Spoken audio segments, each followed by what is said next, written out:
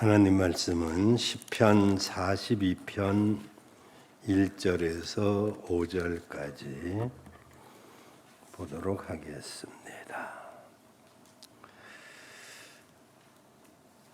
봉독해 드립니다. 하나님이여, 사슴이 시냇물을 찾기에 갈급한 같이 내 영혼이 주를 찾기에 갈급하나이다. 내 영혼이 하나님 곧 생존하시는 하나님을 갈망하나니 내가 어느 때에 나아가서 하나님 앞에 배울꼬. 사람들이 종일 나더러 하는 말이 네 하나님이 어디 있느냐 하니 내 눈물이 주야로 내 음식이 되었도다. 내가 전에 성의를 지키는 무리와 동행하여 기쁨과 찬송의 소리를 바라며 저희를 하나님의 집으로 인도하였더니 이제 이 일을 기억하고 내 마음이 상하는도다. 내 영혼아, 네가 어찌하여 낭망하며 어찌하여 내 속에서 불안하여 하는고. 너는 하나님을 바라라. 그 얼굴의 도우심을 인하여 내가 오히려 찬송하리로다. 아멘. 오직 예수님밖에 없습니다. 오늘도 대면 예배 드리는 성도 여러분과 부덕불 온라인으로 예배하는 모든 성도님들에게 성령 하나님의 충만한 은혜가 임하기를 바랍니다. 지금 우리는 2019년 12월에 중국 우한에서 발생한 코로나로 인하여 한 번도 경험해 보지 못한 혼란과 위기를 겪고 있습니다. 이런 일이 있으리라고 상상이나 해봤겠습니까? 주일날 함께 교회에 모여서 예배 드릴 수 없다는 일이 생길 수 있다는 것을 여러분은 상상이나 해보았습니까? 어린 아이들이 학교를 가지 못하고 온 국민이 마스크를 필수품으로 착용하며 온 국민이 긴급 재난 지원을 받는 이런 일이 있으리라고 상상이나 해보았습니까? 코로나로 인하여 두려움과 공포로 인해서 많은 사람들이 정신적, 심리적 스트레스를 받고 있다는 통계가 있습니다. 이런 상황이 길어지면서 사람들은 낙심, 불안, 공포, 분노, 좌절, 우울함을 겪고 있다고 합니다. 포항시에서는 코로나로 인하여 지역 주민들의 심리적 안정을 돕기 위해서 심리 상담실을 운영하고 있다는 보도도 있었습니다. 여러분은 어떻습니까? 저도 자꾸 좋지 않은 방향으로 흘러가는 것을 보면서 실망, 낙심, 분노, 우울 이런 것을 경험하고 있습니다.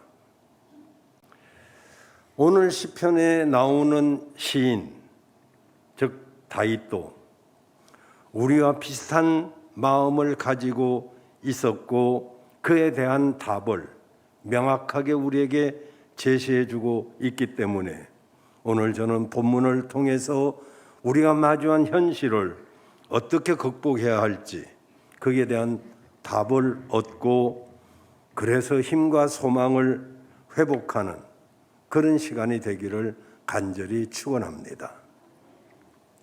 먼저 낭망하는 이유와 특징에 대해서 살펴보면 철학자 키에로케고르는 절망은 죽음에 이르는 병이라고 했습니다. 그렇습니다.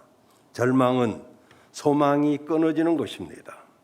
한문으로는 떨어질 낙자 마음 심자, 즉 마음이 심장이 뚝 떨어지는 것 같은 느낌을 낙심이라고 그러고 그로 인해서 소망이 끊어지는 그것을 절망이라고 합니다.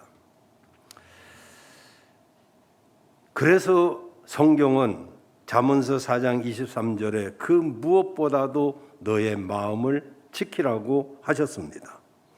마음이 무너져서 낙심하게 되면 면역력도 떨어지게 되고 그로 인해서 몸에 병도 없는 병도 생긴다는 것입니다.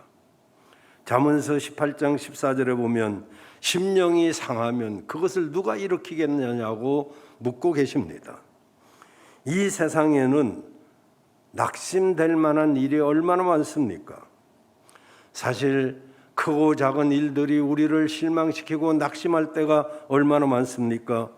예를 들어서 직장을 못 구한다든지, 애써서 구한 직장에서 쫓겨난다든지, 직장을 잃어버린다든지, 또는 사업이 막힌다든지, 사업이 부도를 맞는다든지, 또는 질병 문제, 자녀 문제, 부부 갈등 문제, 그리고 의식주 문제, 또 헤어짐, 사별, 이런 등등 여러 가지 일들로 우리는 낙심하고 마음에 큰 상처를 입게 됩니다. 우리 믿는 사람들도 이 세상을 살아가는 동안 여러 가지 일들로 인해서 낭망하게 됩니다. 오늘 본문에 보니까 3절에 보니까 사람들의 비웃음이 있습니다. 조롱이 있습니다. 4절에 보니까 성전 예배를 드리지 못하는 아픔이 있습니다. 그리고 무엇보다도 하나님이 나를 잊어버린 것 같기도 하고 하나님이 계신가 안 계신가 헷갈리기도 합니다. 그리고 10절에 보면 또 뼈를 찌르는 칼같이 사람들이 비난하고 비방을 합니다. 너의 하나님이 있다면 어디 있느냐라고 질문합니다. 오늘 우리는 내 자존심이 상하는 것에 대해서는 견디지 못할 정도로 아파하면서 정말 나의 믿음이 훼손되고 하나님으로부터 떨어져 나가는 것에 대한 그런 아픔이 전혀 느껴지지 못하고 있다면 이것처럼 큰 병이 어디 있겠습니까? 낭망하는 이유가 여러 가지지만 그 낭망한 자들의 특징이 뭐냐면 첫째, 불안입니다.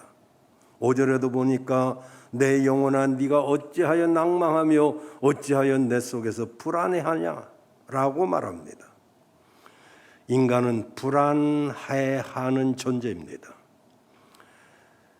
낙심되면 마음이 흔들리니까 불안해질 수밖에 없죠. 소망을 잃어버렸으니까 두렵고 초조해야 됩니다. 이 불안은 돈으로도 술로도 쾌락으로도 권력으로도 그 어떤 것으로도 해결할 수가 없습니다.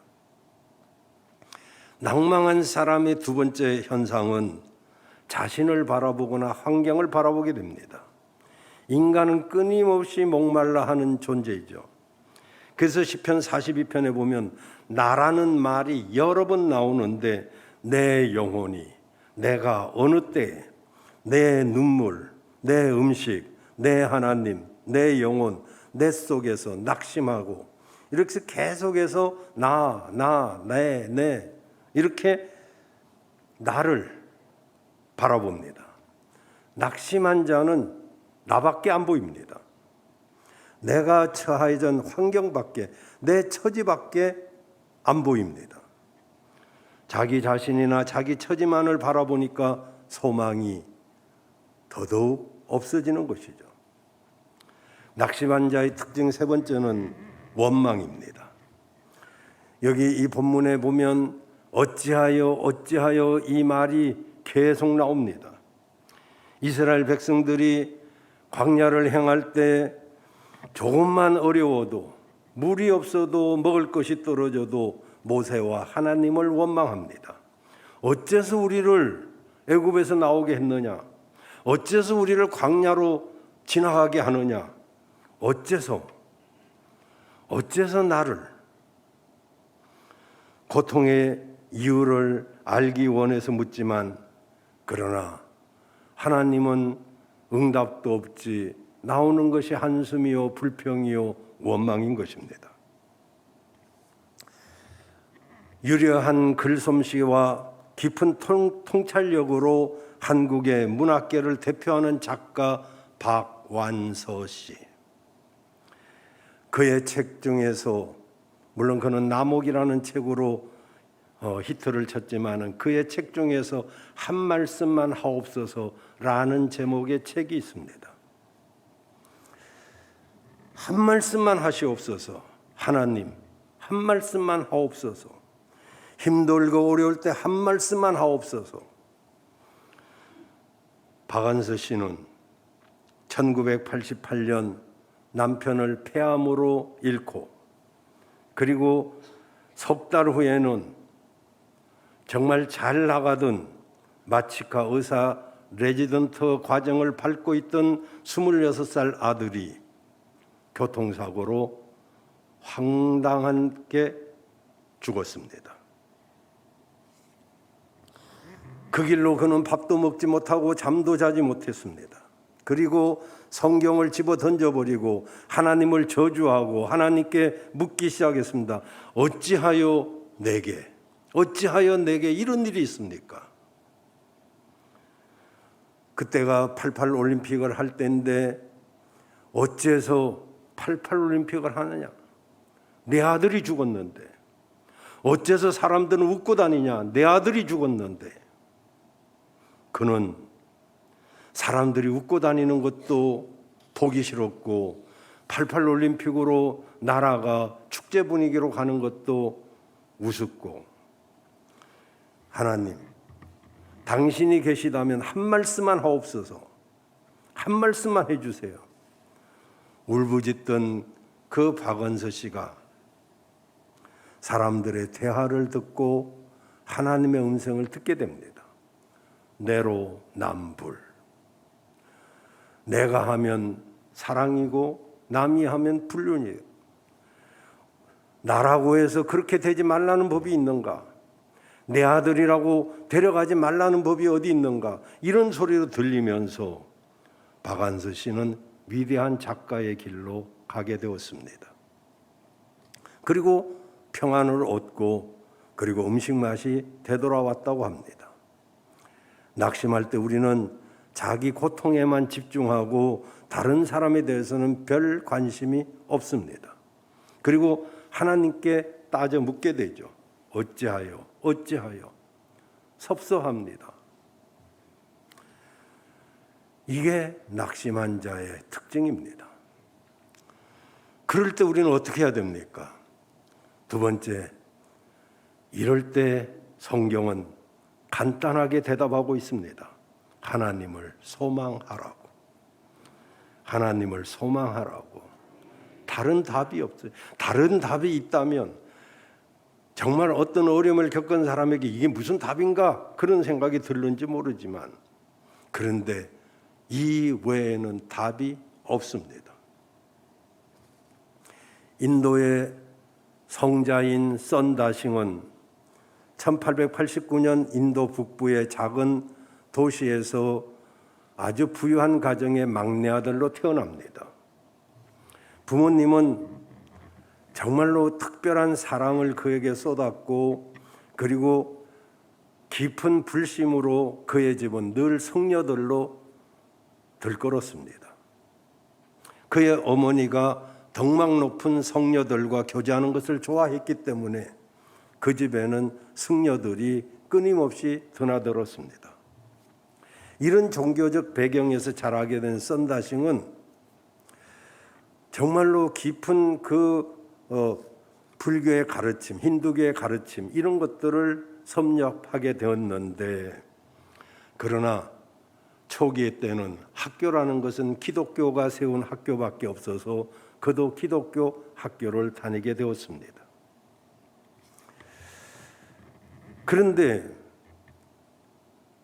공부 시간에 성경을 가르치는 교사가 그렇게 미울 수가 없었다고 합니다. 그래서 그는 친구들 앞에서 성경을 갈기갈기 찢으면서 불태워버리고 말았습니다. 점점 그에게 지식이 쌓여가면서 그는 승려들이 그에게 어떤 진리도 보여주지 못하는 것을 알게 되었고, 그리고 많은 진리에 대한 갈급함이 그에게 있었습니다. 한 번은 자기가 찢어서 불태워버린 그 성경, 그 선생님 생각이 나서 도대체 거기에 뭐가 쓰였길래 나를 줬을까라고 생각해서 성경을 구해다가 읽어봤더니 아무런 의미를 잘 모르겠어요. 성경을 100번 읽어봐도 잘 모르겠어요. 그의 영적 갈급함이 얼마나 컸는지 그는 작심하고 하나님이 아닙니다. 작심하고 무언가에 대해서 기도하기를 원했습니다. 신이시여, 정말로 신이 있다면 한번 만나 주시오. 정말 신이란 게 있습니까? 그렇게 3일을 금식하면서 기도했지만 아무 응답이 없었습니다. 그때 그의 집 옆으로 기적을 울리면서 기차가 지나갑니다. 라오마라는 도시, 다시 말하면 부산에서 서울로 가는 그런 열차가 지나가는 소리였습니다. 그 자기 집 옆으로 지나가면서 라오마로 가고 있는 그 열차 소리가 들릴 때 그는 마음에 이렇게 생각했습니다. 만약에 하나님이 아닙니다. 신이시여, 만약에 다음 기차가 지나갈 때까지 나에게 진짜 신이 있다는 걸 보여주지 않으면 나 죽겠습니다. 살아서 뭐 합니까? 만약 신이란 존재가 있다면 한번 만납시다. 기차는 7시간 간격으로 다녔기 때문에 다시 말하자면 그에게는 7시간밖에 시간이 없었습니다. 그는 또 한다면 하는 사람이기 때문에 만약에 신이라는 게 없다면 나는 죽겠다, 그렇게 생각하고 정말 죽음을 앞에 놓고 기도를 하기 시작했습니다. 어느 시간이 지났는지 정오가 지났는데 이제 환한 빛이 비치면서 흰옷 입은 사람이 그 앞에 나타났습니다. 깜짝 놀라서 누구시냐고 물었더니 썬다싱아, 네가 나를 찾는구나. 나는 길이요 진리요 생명이다.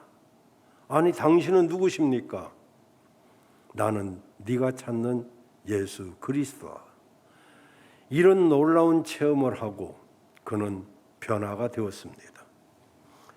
여러분, 하나님은 간절히 찾는 자를 만나 주시는 줄로 믿습니다. 대충 찾는 사람을 만나는 게 아닙니다. 오늘 시인은 이런 여러 가지 좌절과 비난과 낙심할 그런 상황 속에서 이렇게 말합니다. 1절에 하나님이여 사슴이 시냇물을 찾기에 갈급한 같이 내 영혼이 주를 찾기에 갈급하나이다. 그는 살아계신 하나님을 갈망했습니다. 마치 골짜기를 뛰어다니던 목이 마른 사슴이 물을 찾는 심정으로 하나님을 찾았습니다. 목마른 사슴이 그저 물이 먹고 싶은 그런 사슴이 아닙니다. 물을 마시지 아니하면 죽을 것 같은 상태. 정말 그 사슴은 승질이 급해가지고 또 갈증을 많이 느끼는 짐승인데 먹지 않으면 그 자리에서 죽어버릴 수 있는 그런 승질 급한 그런 것이죠. 시인은 사슴이 목이 말라 물을 찾느라고 온 사방을 누비고 다니는 그 모습을 연상하면서 나도 진짜 하나님을 찾는데 그렇게 갈망한 적이 있는가? 정말 하나님을 초점을 삼고 갈망하면 다른 어떤 것이 눈에 들어오겠습니까? 정말 하나님이 이 앞에 계신다고 생각하고 하나님 앞에 나의 모든 마음과 생각과 눈과 모든 것을 거기다가 초점을 맞추면 제 경험으로 봐도 하나님을 만나지 못할 사람은 아무도 없다고 생각이 합니다. 시인이 깨달은 것은 목마른 사슴의 모습을 통한 하나님을 향한 우리의 모습이었습니다. 우리에게 이런 갈망이 있어야 될 줄로 믿습니다. 사람들의 조롱과 비웃음과 비난은 크게 들리지만 하나님을 만나지 못하면 죽을 것 같은 그런 마음은 우리에게 별로 없는 것이죠. 비난의 소리, 조롱의 소리, 이게 너무 크게 들립니다. 어떤 사람이 사냥을 하기 위해서 개 한 마리 어린 강아지를 사다가 그 개를 인류 사냥 개로 키우기로 결심하고 훈련을 시키기 시작했습니다. 앉고 일어나 뛰어 물어. 이것을 막 훈련시키니까 이 개가 자라나면서 아주 어느 정도 훈련이 되는 거예요. 이 개가 영특하니까 아주 훈련이 잘 되었습니다. 이제 어느 정도 훈련이 되었다 생각하고 이 사냥꾼이 그 사냥개를 데리고 사냥을 나갔는데 마침 토끼가 한 마리 보였습니다. 물어! 그러니까 훈련받은 대로 이 사냥개가 토끼를 보고 막 쫓아갑니다. 토끼가 뭐 겨울철에 뭐가 먹을 게 있는가 싶어서 내려왔다가 사냥개가 쫓아오는 것을 보고 죽으라고 토끼입니다.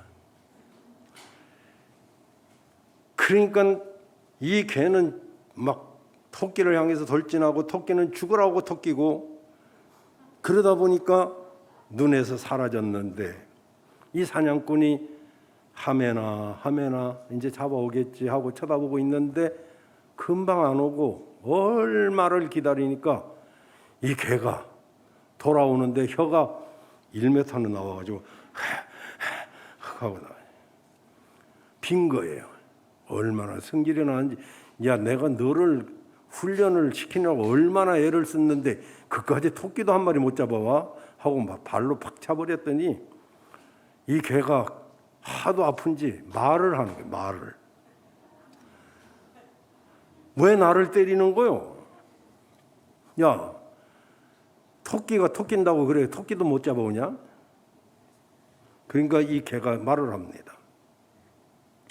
생각해봐요. 당신도. 토끼는 하나밖에 없는 목숨을 살리기 위해서 목숨을 걸고 쫓아가는데 나는 당신이 한 끼 고기 먹으려고 토끼탕 해 먹으려고 그걸 잡기 위해서 쫓아가는데 어떻게 잡겠어? 여러분, 목숨 건 사람하고 한 끼를 위해서 하는 사람하고는 전혀 다르죠.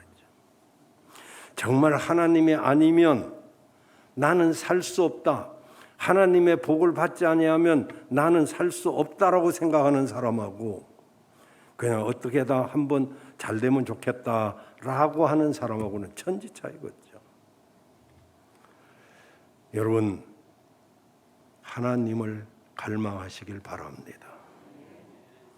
목이 마르면 마를수록 물을 간절히 찾는 것처럼 불안하면 불안할수록 염려 걱정이 많으면 많을수록 문제가 많으면 많을수록 하나님께 목이 마른 여러분 되시길 바랍니다. 목마른 사슴 시내 물을 찾아 헤매이듯이 내 영혼 주를 찾기에 갈급하나이다.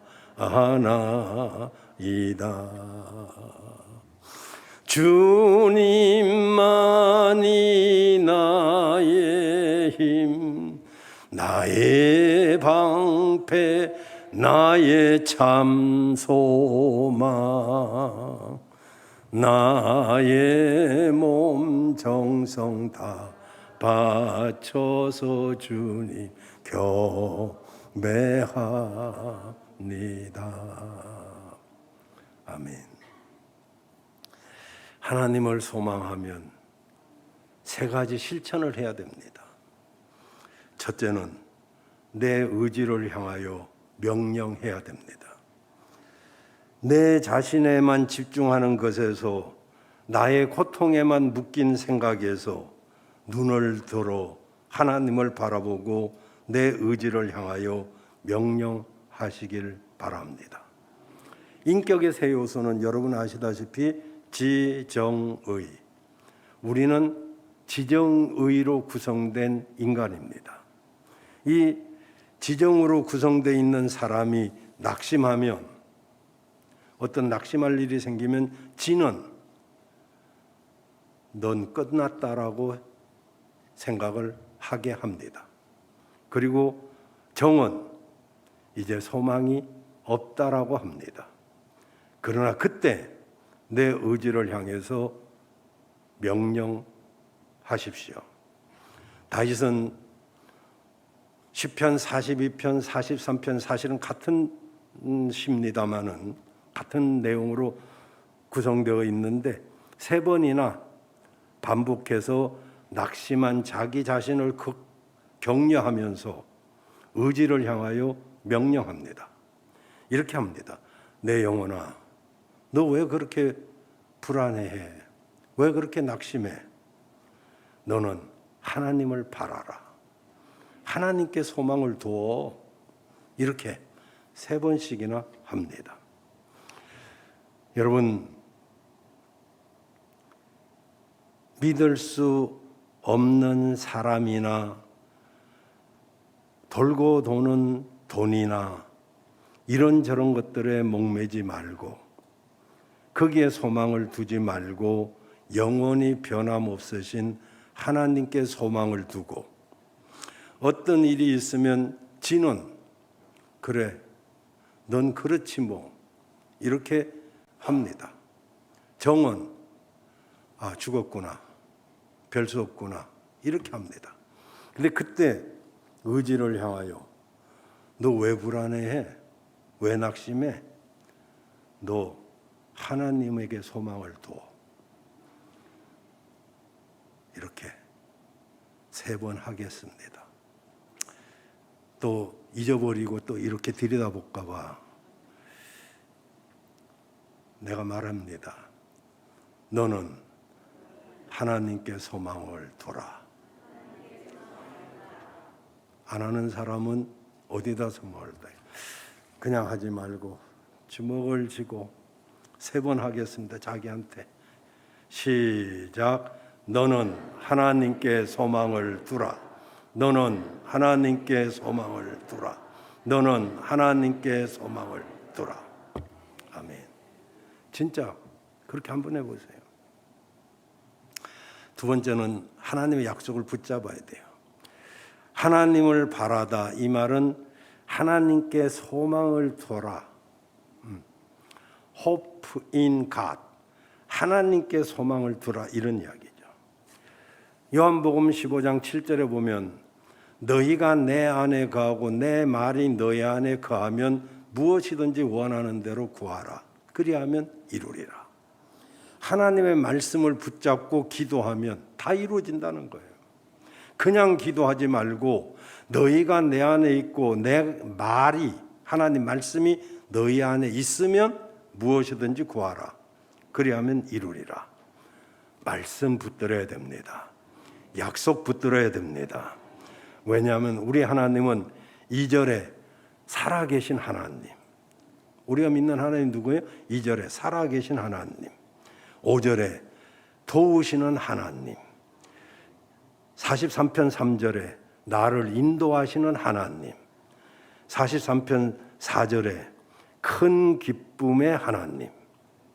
우리가 믿는 하나님 어떤 하나님이요? 살아계신 하나님, 도와주시는 하나님, 인도하시는 하나님, 나에게 큰 기쁨을 주시는 하나님.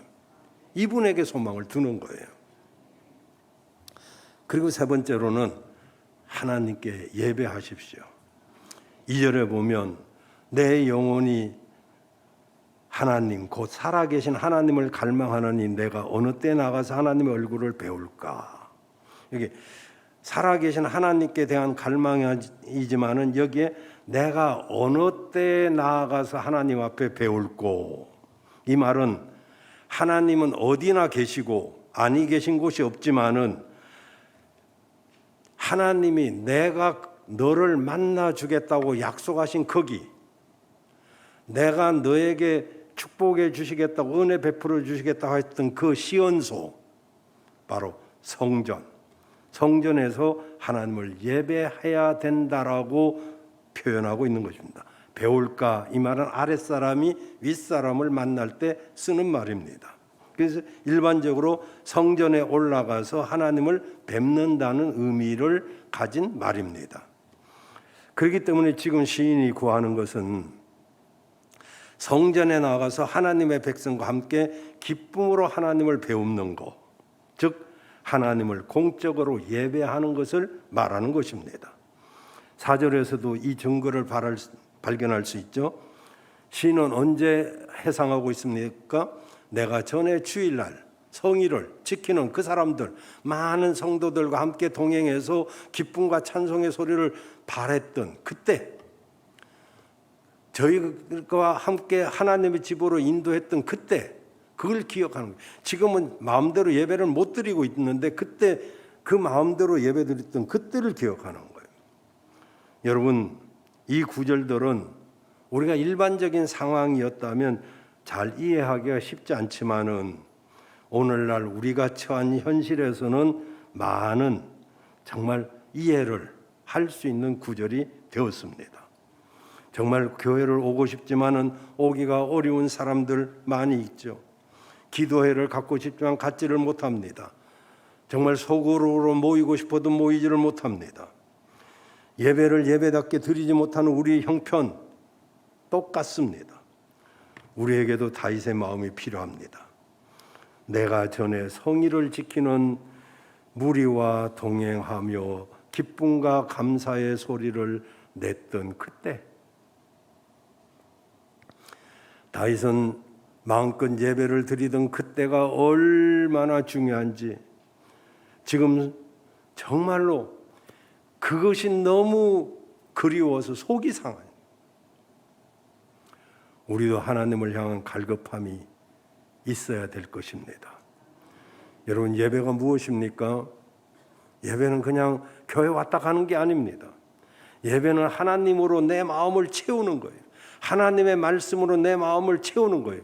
하나님의 은혜를 내 마음속에 채우는 것입니다. 예배는 내 자신을 하나님께 드리는 거예요. 계속 하나님 앞에 드리는 거죠. 예배는 하나님께 계속 정말로 나에게 예배를 통해서 나에게 오시도록 하는, 그게 예배입니다. 여러분, 눈물과 근심과 기대감이 없이 이 시간 나오셨다 할지라도 지금 이 순간부터는 정말 예배에 대한 갈급함이 여러분에게 있기를 바랍니다. 오늘 여러분에게 예배의 은혜가 임하기를 바랍니다. 예배의 감격이 회복되기를 바랍니다. 그러면 마지막으로 이렇게 하나님을 소망한 사람의 결과를 보면, 첫째, 이렇게 하나님을 소망하면 낙심과 불안이 사라집니다. 소망을 하나님께 두면 낙심이 사라지게 되어 있어요. 오늘 새벽에 말씀드렸습니다마는 시편 127편 1절에 보면 여호와께서 집을 세우지 아니하시면 세우는 자의 수고가 헛되며 여호와께서 성을 지키지 아니하시면 지키는 파수꾼의 깨어 있음이 헛사로다. 그렇습니다, 여러분. 하나님이 세워주지 아니하시면 우리가 쓸 수 없어요. 우리 가정이 하나님이 세워주시지 않으면 세울 수가 없고요. 우리 사업을 하나님이 세워주지 않으면 세울 수가 없어요. 내가 세우는 것 같아도 하나님이 세워주셔야 됩니다. 우리가 자식을 지키는 것 같아도요, 하나님이 자식을 지켜주지 아니하면 아무리 두 눈 뜨고 부릅뜨고 있어도요, 돈이 나가면 순식간으로 뒤로 새고 건강이 하나님이 지켜주지 않으면요, 그날로 그냥 퍽 쓰러져 버려요. 별거 없습니다. 저는 운전을 여기 있는 어느 누구보다도 잘합니다. 사실 교만이 아니고요, 잘해요. 그러지만 제가 하나 깨달은 게 있어요. 그 핸들이 무슨 힘이 있다고 그걸 가지고 교만해. 하나도 자랑할 게 없어요. 하나님이 지켜주셔야, 암만 운전을 잘해도요, 하나님이 지켜주지 않으면요, 아무것도 아니에요. 건강, 하나님이 지켜주지 않으면요 아무것도 아니에요. 자랑할 거 없고요, 교만할 거 없어요. 하나님이 지켜주셔야 되고 하나님이 세워주셔야 됩니다. 그리고 하나님이 함께 하시면 2절에 보니까 시편 127편 2절에 보니까 사랑하는 자에게는 잠을 주신대요. 새벽에 말했습니다. 잠충이가 하는 소리가 아니에요. 잠이 많은 사람이 아이고 하나님 사랑하는 사람에게 잠 주신댔잖아. 그 잠이 아니에요. 또 어떤 사람은 새벽에 나오시라고 그러니까 미인은 잠이 많잖아요. 또 그래요. 가만히 봤어요. 미인인가? 미국 사람이 미인이지 뭐. 미국 사람. 그게 아니고요. 그게 아니에요. 하나님이 세워주시고 하나님이 지켜주시면 평안할 수 있다는 거예요. 평안해야 잠이 오지.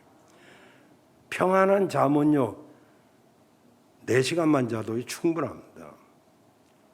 그냥 10시간을 자도요 이리 갔다 저리 갔다 자마 와라, 홍도동에 왔냐, 용전동에 왔냐, 가양동으로 왔나 안 와요. 낙심과 불안이 사라져야 돼요. 아멘 안 하는 거 봐요. 낙심과 불안이 사라져야 돼요. 그 평안이 와야지요. 그러니까 하나님을 소망하는 사람에게 낙심과 불안이 사라집니다. 그리고 두 번째로 도움을 받게 돼요. 왜 나는 예수 믿는데 잘 안 되냐? 미안하지만 갈망한 적이 없기 때문에 그래요.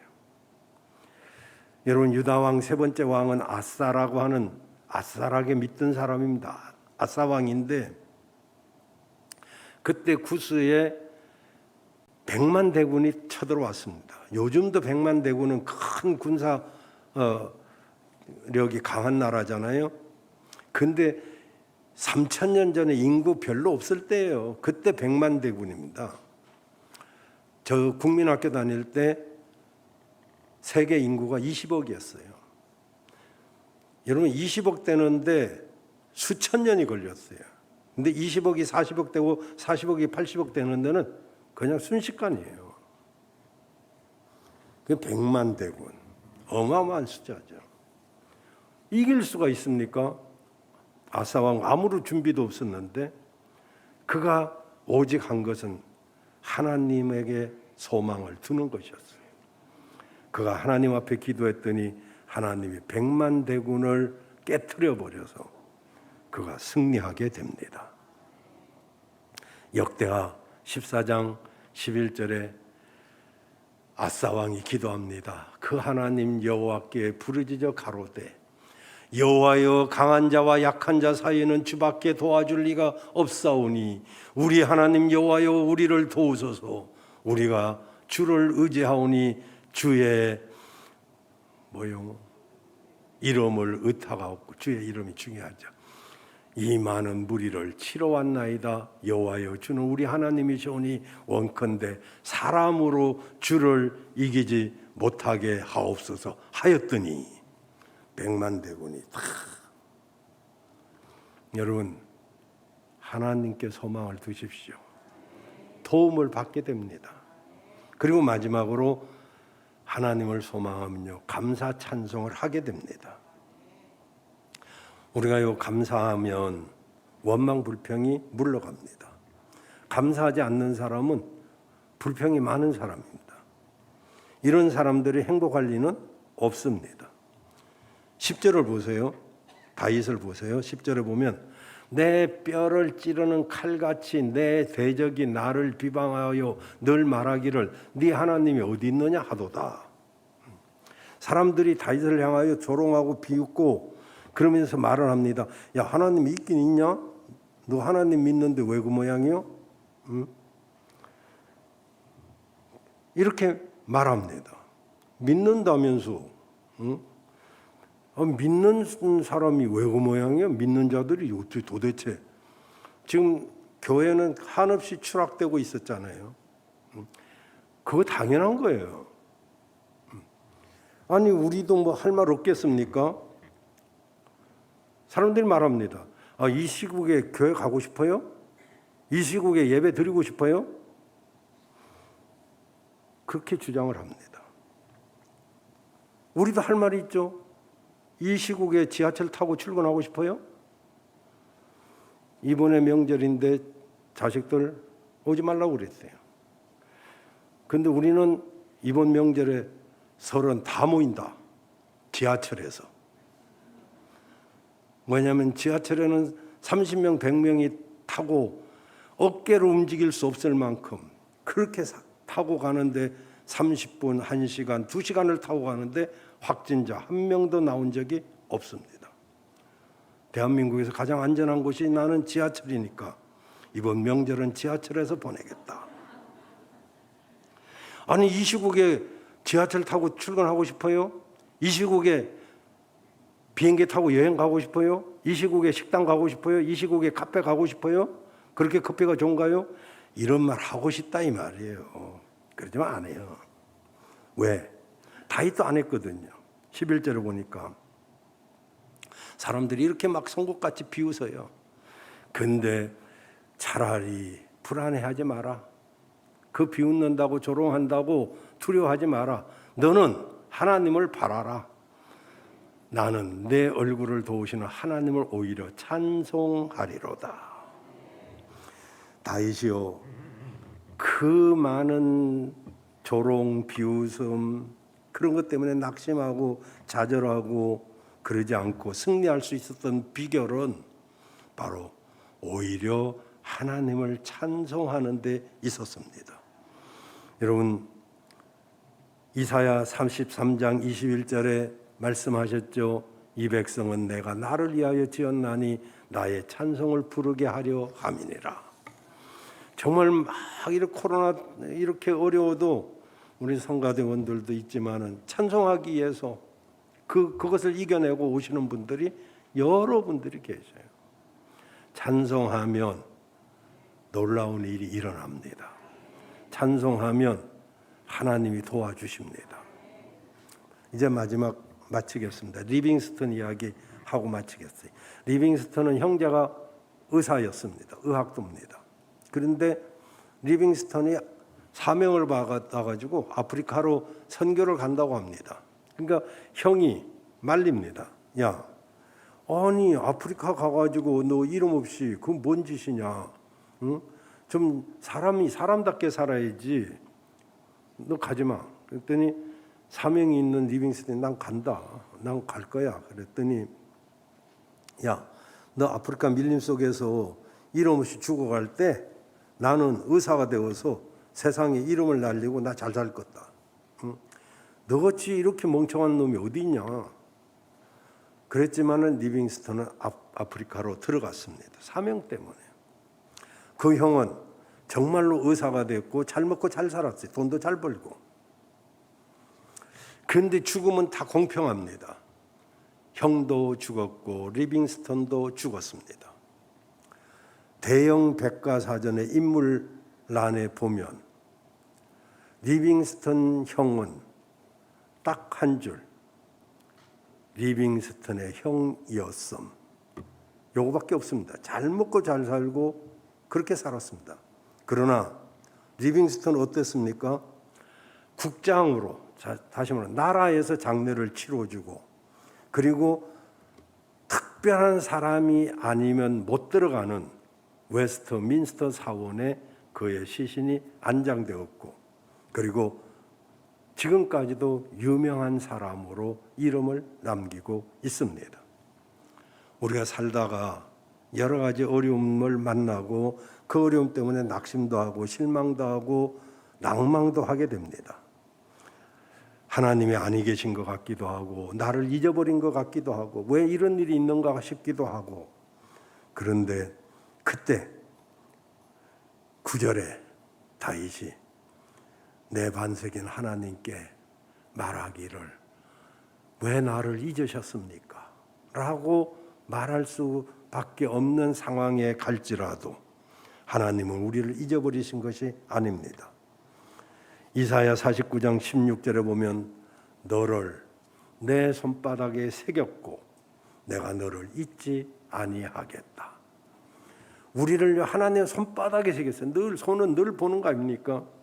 하나님이 여러분을 하나님의 손에서 안고 계시고 우리를 지키고 계십니다. 어떤 일이 있었든지 하나님을 바라보시길 바랍니다. 기도하겠습니다. 살아계신 하나님, 내 영혼이 갈급한 마음으로 생명 되신 하나님을 찾게 하여 주옵소서. 힘들고 어려워도 오직 주님만 바라보고 승리하게 하여 주옵소서. 오늘도 이 나라와 이 민족을 기억해 주시고 하루속히 코로나가 종식되고 일상적인 생활이 회복되게 하여 주옵소서. 예수님의 이름으로 기도하옵나이다. 아멘.